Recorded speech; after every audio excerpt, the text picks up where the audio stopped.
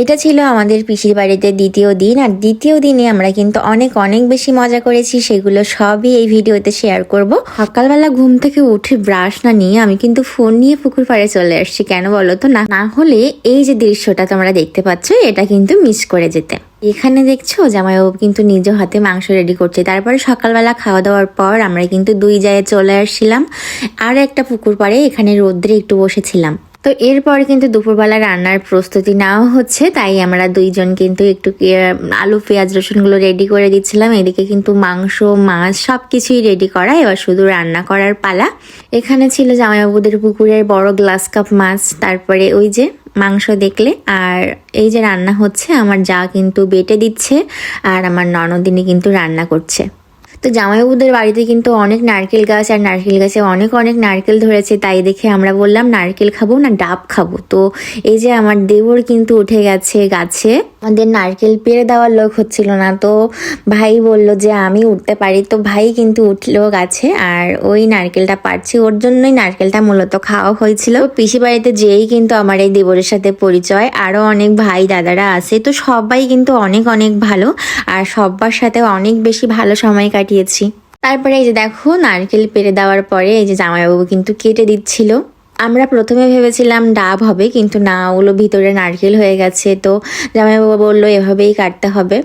তবে আমাদের মনের আশা পূরণ হয়ে কিন্তু বাড়তিও একটা হয়ে গেছে, কারণ নারকেলটা ছিল নরম আর ডাবেরও জল ছিল অনেক মিষ্টি, অনেক ভালো লেগেছে খেতে। অনেক দিন পর সবাই মিলে এরকম মজা করে ডাব খাচ্ছি। আর যেহেতু বাড়ির গাছে সেহেতু সবাই আনলিমিটেড খেয়েছি, আমি তো পুরোটাই খেয়ে ফেলেছি। তারপর কিন্তু এই যে ডাব খাওয়ার পরে তোমাদের দাদা চলে আসছে মাংস রান্না করতে। তার মাংস দেখলে একটু রান্না করতে ইচ্ছা করে, সেটা তোমরা প্রায় সবাই জানো যারা আমার ভিডিও আগে থেকে দেখেছো। বাসায় ওরকম মাংস রান্না করতে গেলে আমি গুছিয়ে দিই, তোমাদের দাদাই প্রায় সময় রান্না করে, তো ওর মাংস রান্না করতে খুবই ভালো লাগে। তো রান্না বান্না শেষে আমরা কিন্তু খাওয়া দাওয়া শেষ করে আর কোনো ভিডিও নিইনি, একেবারে সন্ধ্যাবেলা চলে আসছি মন্দিরে। তো মন্দিরে এসে আমরা কিন্তু মাকে প্রণাম করে চলে এসেছি পেট পুজো করতে। এবার শুরু হয়ে গেছে এক এক করে খাওয়া দাওয়া। প্রথমে শুরু হলো সিঙ্গারা দিয়ে, তো সিঙ্গারা দিয়ে স্টার্ট করলাম, সবাইকে দিলাম। তো আমাদের তো পেট ভরা, একটু আগেই ভাত খেয়েছি, মানে ভাত খাওয়ার পরপরই প্রায় সন্ধ্যা হয়ে গেছিলো, তারপর রেডি হয়ে চলে আসছি, তো কারোরই ক্ষুধা নেই, তারপরেও কিন্তু একের পর এক খেতেই ছিলাম। তো এই যে সিঙ্গারা দিয়ে স্টার্ট করলাম আমরা সবাই মিলে। অনেক সময় পেটে ক্ষুধা না থাকলেও মজা করার জন্য খেতে হয়, তো আমরা সেজন্যই খাচ্ছি আর কি। সবারই একই অবস্থা, সবাই যেহেতু একসাথেই ভাত খেয়েছি। সুস্বাদু অনেক। খাওয়ার আগে দিবি না কি কেমন সিঙ্গারাটা খেতে? গরম গরম সিঙ্গারা খুব সুস্বাদু। আচ্ছা খাও। সিঙ্গারার পর এরপর চলে আসলাম গরম গরম কফি খেতে। তো আমরা সবাই কফি নিয়ে নিয়েছি। শীতের সময় এরকম গরম গরম চা কফি হলে কিন্তু ব্যাপারটা বেশ ভালোই জমে যায়। তো আমরা খেতে খেতে এই যে আমার আরো একজন দেবর চলে আসছে, তো সে এসে আমাদের সাথে জার্ন করলো, আমরা সবাই মিলে একসাথে কফি খেলাম। আর আমার এই দেবর কিন্তু আবার যাত্রায়, আজকে যে যাত্রা বলা হয়েছিল সেটাতে সে আবার অভিনয় করবে, তখনও আমরা জানতাম না, পরে স্টেজে দেখি তাকে। তো যাই হোক, আমাদের মাঝে একজন অভিনেতাকে পেয়ে আমরা ধন্য হয়ে গেছি, আর সে বলল আমাদের ফ্রেমে এসে নাকি সে ধন্য হয়ে গেছে।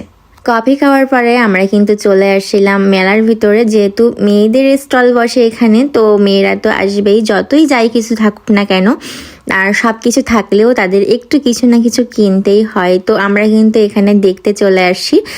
আর এই যে সামনে পেয়ে গেছি আয়না, আর আমি একটু ফিরি ফিরি আয়না দেখে নিচ্ছিলাম, আর এদিকে আমার ক্যামেরাম্যান ভিডিও করে নিয়েছে। যাই হোক, এটা আমার ভালো লেগেছে, এই জন্য আমি স্কিপ করিনি এটা। অনেক তো হলো খাওয়া দাওয়া, এবার কিন্তু একটু বসতে হবে, আমাদের সবার কষ্ট হয়ে গেছে খেয়ে খেয়ে। তো আমরা এবার একটু বসে রেস্ট নিচ্ছিলাম। ভাই বলো। আগে কি বলছেন না, এখানে এসে খুব ভালো মজা, নিজেরা মজা করছি। এটা তোমার এলাকা ভাই? এটা আমার বাবার মামার বাড়ি এলাকা। ও, এখানে অনেকবার পূজা দেখছো? হ্যাঁ, এই অনেকবার দেখছি, কিন্তু আমাদের আসা পড়তো না, এই 3-4 বছর আসা পড়ে। আচ্ছা, আমি এই প্রথম আসলাম, সবার মুখে শুনেছি, এখন এবছর প্রথম আসার সুযোগ হলো। তো বসে থাকি আমরা এখানে। আমরা যে মাঠবাড়ি পূজা দেখতে আসছি সেটা তো আপনারা সবাই জানেন। তো আমরা এখানে এসে অনেক বেশি খুশি হয়ে গেছি। এবারের নাম করা পূজাটা দেখতে পারলাম নিজের চোখে, আর অনেকটা সময় নিয়ে দেখছি এখানে আছে, খুব ভালো লাগছে। তারপরে আবারও কিন্তু চলে আসছি মিষ্টি খেতে। আসলে মিষ্টি খাওয়ার কোনো উদ্দেশ্য ছিল না, এই পাড়ি দিয়ে যাচ্ছিলাম। তারপরে দেখি গরম গরম জিলাপি ভাজছে, তো এটা দেখে আমাদের সবার আবার খেতে ইচ্ছে হলো। গরম গরম জিলাপির টেস্টই আলাদা হয়। তো আমরা কিন্তু আবার এখান থেকে জিলাপি নিয়ে আবার খাওয়া শুরু করলাম। গরম গরম নাও কাঞ্চন, প্রীতি নাও। সুস্বাদু সুস্বাদু গরম গরম জিলাপি, চাপ দিলেই মজা। ঠান্ডা। ভিডিও দেখে তুমি বলা উচিত ছিল তুমি। সামনে এলে তো সামনে এসে নেন, কিছু বলো। কেমন দিদি জিলাপি? সেই স্বাদ, গরম মুসমুসে রসালো জিলাপি। যেই খাবে কামড়ে প্রেমে পড়ে কামড়ে যাবে। কামড়ে কামড়ে মজা। কামড়ে কামড়ে মজা।